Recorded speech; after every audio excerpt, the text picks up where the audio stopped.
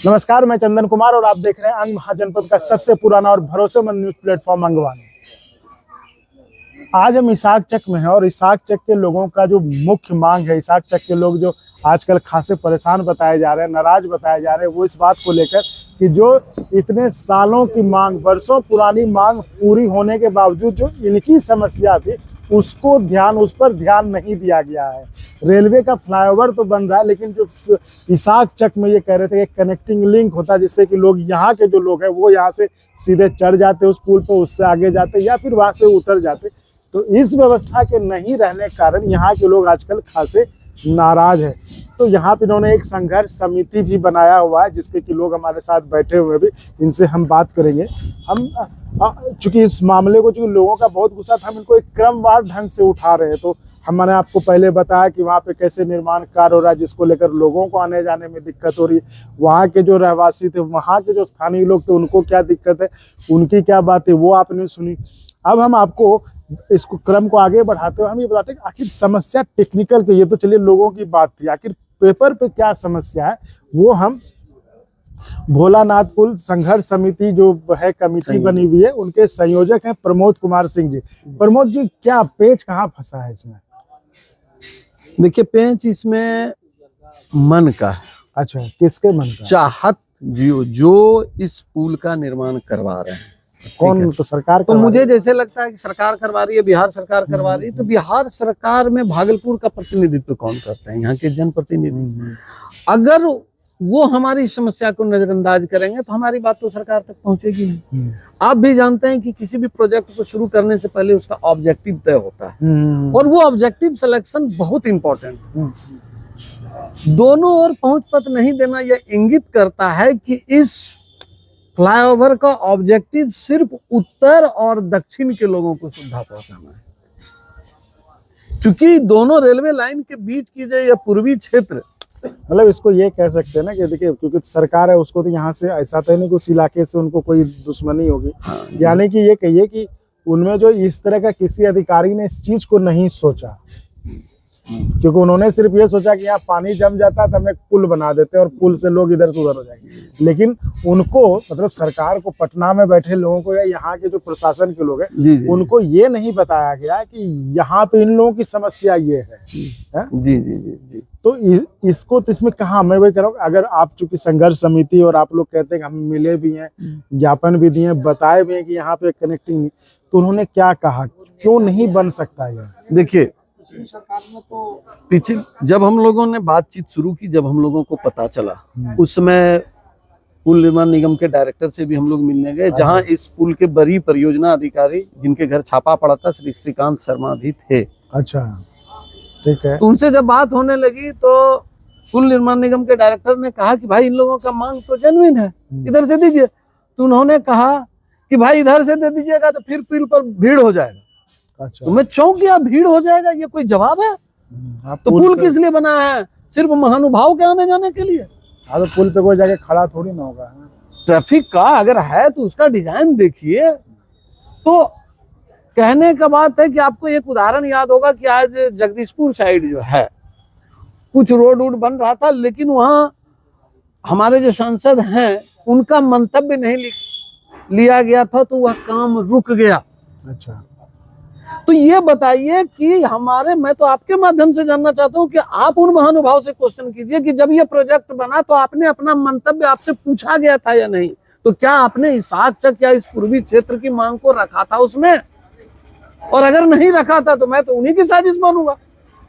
तो आप लोग तो मतलब सांसद महोदय से ही नाराज? सांसद क्यों नहीं होंगे? क्या अगर आपके पिताजी आपको नहीं देखेंगे, आपके बड़े भैया नहीं देखेंगे कि आप कष्ट में हैं, तो आपका नाराज होना क्या गलत है क्या? ये बताएं आप हमें। और उनको अगर 2-3 बार हम लोग मिले हैं।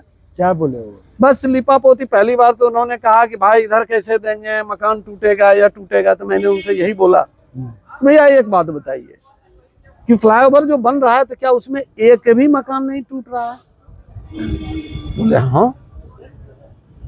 तो अगर उधर जमीन अधिग्रहित किया जा सकता है तो इधर भी अधिग्रहण होना है तो कीजिए। तो उधर के लिए अधिग्रहण हो सकता है, अधिग्रहण के लिए सरकार के पास पैसा है, इधर के लिए नहीं है। ये कौन सा मतलब है? तो उन्होंने कहा कि अधिग्रहण का मतलब आप समझते हैं क्या? कि भाई तो आप ही बता दीजिए। तो अधिग्रहण का मतलब हुआ जो बना हुआ है उनको तोड़ना होगा। कहते ये बात तो सही है, तो ये कैसे हो सकता है? तो कहता हम तो आपके पास एक ही समस्या लेके आए हैं भैया कि तो हमरा निदान कर दीजिए कुछ। आखिर ये इतनी बड़ी जनता पानी नहीं, से आखिर वो क्यों नहीं इधर की समस्या, ये तो जेन्युइन मांग लग रहा है। मतलब एक आम आदमी भी कहेगा कि हाँ कनेक्टिंग नहीं देखिए किया तो इसमें हो तो मैं साजिश मानता हूँ, क्योंकि आरटीआई जाए। से साजिश क्या होगा इसमें? आरटीआई से जब मैंने मांगा जवाब, तो पुल निर्माण निगम ने जो आरटीआई से मुझे उपलब्ध कराया, जो कि उन्होंने अपने विभाग के मुख्य अभियंता को भेजा था जवाब, उस जवाब में जो तथ्य इंगित किया गया वह तथ्य सत्य से परे था। अच्छा, इससे हमको लगा कि भाई हम लोग तो सोए हुए थे, लेकिन यहाँ खेला करने वाले जो है रिपोर्ट ही गलत बनवा दी। और ऐसा नहीं है कि यह रिपोर्ट जो है जनप्रतिनिधि को पता नहीं होगा, सबको पता है। तो हम लोग समझ गए कि हमारे साथ साजिश हुई। और उसमें है क्या? उसमें दिया गया है कि मिलान बिंदु से 100 मीटर तक इस पथ की चौड़ाई जो है मात्र 8 मीटर है। मिलान पथ से, मिलान बिंदु से। हाँ, जो मिर्जान हाट वाला रोड है और इसाक चक की ओर 8 मीटर है मात्र। वहां से 1977 का नक्शा निकाल करके किसी भी नापी करने वाले को रख के नाप के देख लीजिए, मात्र 15 मीटर तक ही वह 8 मीटर है, और 100वें मीटर में बढ़ते बढ़ते 15.5 मीटर हो गई है। अच्छा, तो कोई इंजीनियर यह कैसे रिपोर्ट बना सकता है कि यह 100 मीटर तक 8.5 मीटर है? नहीं तो उनकी साजिश क्या होगी? उनको मतलब क्या पैसा कहे होंगे? हो सकता है किन्हीं का मकान टूट रहा हो, किन्हीं का ये कुछ तो होता ही है। अच्छा, तो आप ये कहना कि कोई होगा ऐसा दबदबे वाला आदमी जिसका हाँ भाई, हो सकता है इसमें हम। अच्छा, इसको लेकर जो ये सारी अड़चने आ रही हैं। इस विषय में फिर हम लोग कहे कि भाई देखिए, हम लोग समिति बैठी तो हुआ कि नहीं, कुछ टेक्निकल लोगों से रिपोर्ट लिया जाए। तो हमने भागलपुर, ये बांका इंजीनियरिंग कॉलेज के प्राचार्य थे, पहले सिविल के एचओडी थे यहीं। कहाँ पे? Bhagalpur engineering college. Bhagalpur engineering. बाद में वो बांका इंजीनियरिंग कॉलेज के प्राचार्य होकर रिटायर हुए। तो उनको समिति ने एक पत्र लिखा कि भाई एक्सपर्ट राय आप अपना दीजिए। उन्होंने साफ दिया है कि इधर बन सकता है। ये रिपोर्ट में जो बिंदु बार गलती थी सबको उन्होंने इंगित किया। अच्छा, मतलब उन्होंने बांका इंजीनियरिंग कॉलेज के जो रिटायर्ड प्राचार्य हैं, उन्होंने अपने रिपोर्ट में ये बताया कि यहाँ पे बन सकता है। हाँ, तो वो रिपोर्ट आपने दिखाई फिर सांसद जी सरकार को भेजा है मैंने वो रिपोर्ट लगा करके, डीएम को दिया है, सांसद महोदय को दिया है, सबको दिया है। कब हो गया? कितने दिन हो गए दिए? हो गया हमको लगता है 6 महीना से ऊपर हो गया, लेकिन उस पर कोई अभी कोई कार्रवाई नहीं हुई। तो जनता उग्र होकर के वहाँ प्रदर्शन किया, रोड जाम किया, उसमें भी 6-10 लोगों पर जो है केस हुआ। केस हो गया? हाँ, एफआईआर है अभी। अच्छा, तो आखिर क्या किया जाए? प्रशासन ने? हाँ, प्रशासन ने किया। अच्छा, तो अब ये चल रहा है। हाँ, एक बात तो जरूर कहेंगे कि जब पिछली गवर्नमेंट थी, जिस समय बीजेपी भी सत्ता में थी, तो उस समय अगर किसी ने हमारी बात को सुना तो वो थे शाहनवाज जी। उन्होंने हमारी बात को सुना, उन्होंने प्रयास किया, और इसी काली मंदिर के प्रांगण में उन्होंने नितिन नवीन जी से सबसे बात कराई और घोषणा की कि इधर पहुंच पत्र दिया जा रहा है। उसके बाद जब हम लोगों को शंका हुई तो फिर जो है पवन यादव जी से जो है ये विधानसभा में क्वेश्चन कराया गया। उसमें भी सरकार ने यह कबूला है कि पहुंच पथ का प्रावधान इधर किया गया है।